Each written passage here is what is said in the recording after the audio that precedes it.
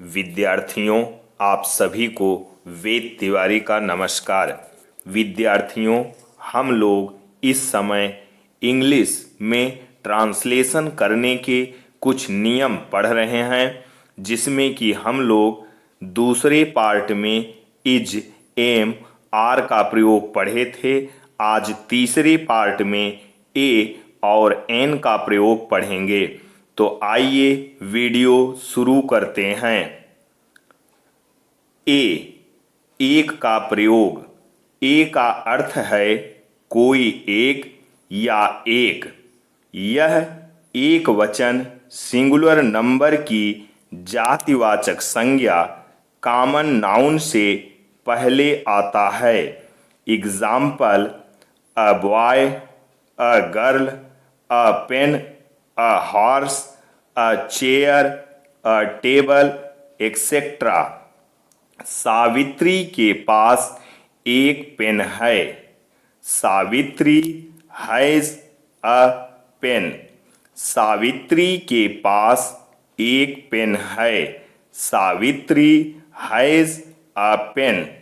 मोहन के पास एक मेज है। Mohan has a table. Mohan के पास एक मेज है। Mohan has a table. Ram के पास एक कुर्सी है। Ram has a chair. Ram के पास एक कुर्सी है। Ram has a chair. यह कुर्सी है। This is a chair. यह कुर्सी है। This is a chair. वह घोड़ा है।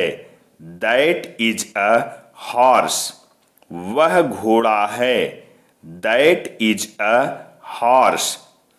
ए के प्रयोग के लिए यह आवश्यक है कि उसके पश्चात आने वाले नाउन या एडजेक्टिव का पहला अक्षर व्यंजन यानी कॉन्सोनेंट हो, अर्थात ए, ई, आई, ओ, यू यानी वावेल्स में से कोई न हो।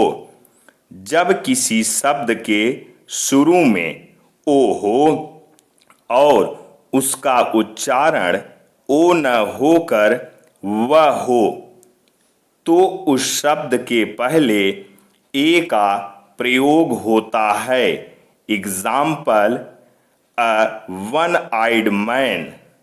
अ one eyed man. A one rupee note. A one rupee note. यदि किसी शब्द के पहले यू हो और उसका उच्चारण यू हो, तो वहां पर आर्टिकल ए का प्रयोग होता है। A university, a useful work, a union, a European. A university, a useful work, a union, a European. किसी अनिश्चित वस्तु या व्यक्ति के पहले ए का प्रयोग किया जाता है। Example: 7 days make a week. 7 days make a week. A boy was going. A boy was going. भिन्नवाचक शब्दों के पहले ए का प्रयोग किया जाता है। I have bought a 3/4 part of this garden. I have bought a 3/4 part of this garden. अंग्रेजी भाषा में कुल 3 आर्टिकल्स ए, एन और द हैं। ए और एन इंडेफिनिट आर्टिकल्स हैं। द डेफिनिट आर्टिकल है। ए और एन का प्रयोग इंडेफिनिट आर्टिकल की तरह होता है और द का प्रयोग डेफिनिट आर्टिकल की तरह होता है। एन का प्रयोग। अब हम लोग एन के बारे में पढ़ेंगे। 9 एन एक का प्रयोग। एन का अर्थ भी कोई एक या एक है। इसका प्रयोग ऐसे नाउन यानी संज्ञा या एडजेक्टिव यानी विशेषण से पहले किया जाता है जिसका पहला अक्षर स्वर यानी वावेल हो, अर्थात ए, ई, आई, ओ, यू में से कोई एक हो। Example: an umbrella, an enemy, an undergraduate, an ass, an owl, an ornament, an inkpot, an egg, an hour, an apple, an elephant. एक बार फिर से देखते हैं। An umbrella, an enemy, an undergraduate, an ass, an owl, an ornament, an inkpot, an egg, an hour, an apple, an elephant etcetera.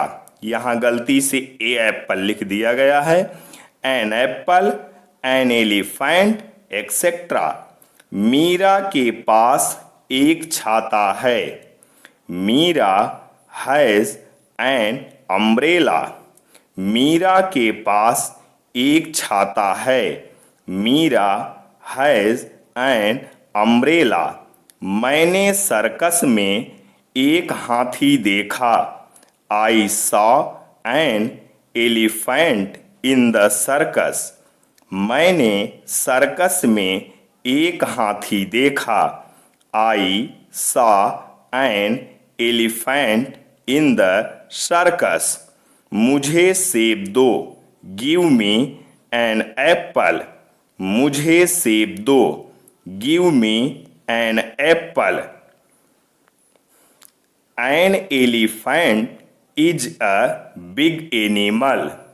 N elephant is a big animal. There is an egg in the basket. There is an egg in the basket. He works in an office. He works in an office. Come after an hour. Come after an hour. He gave the boy an apple. He gave the boy an Apple.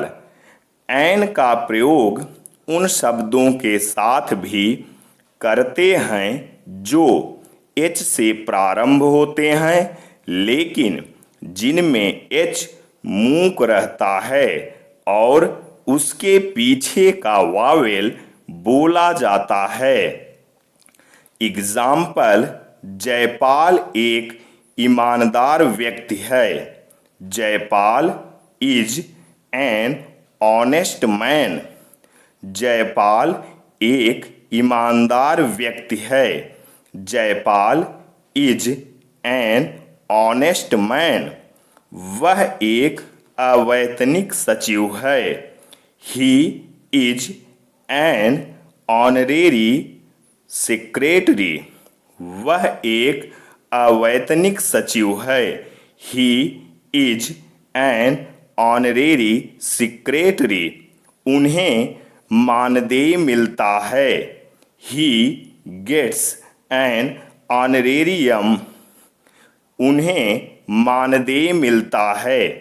He gets an honorarium.